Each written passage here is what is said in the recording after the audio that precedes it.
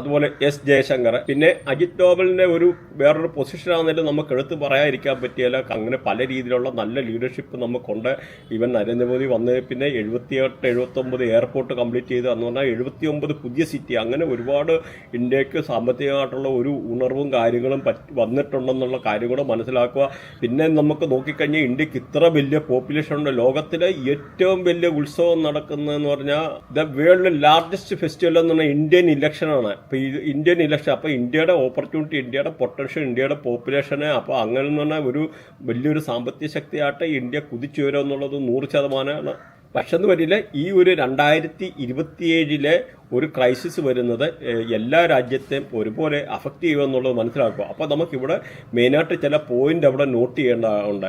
അപ്പം അങ്ങനെ ഒരു സിറ്റുവേഷൻ വരുമ്പോൾ ഫൈനാൻഷ്യൽ സെക്ടറൊക്കെ താഴെ പോകാനും, അതുപോലെ ബാങ്കിങ് സെക്ടറെ താഴെ പോകാനുള്ള പ്രശ്നങ്ങളെ, അതുപോലെ എക്കണോമിക് ക്രൈസിസ്, ജോബ് റിലേറ്റഡ് ആയിട്ടുള്ള ഗ്ലോബലി ഉള്ള പല രീതിയിലുള്ള റെസിഷന്, അതുപോലെ ബാങ്കിങ് സെക്ടർ മാത്രമല്ല ഇൻഷുറൻസ്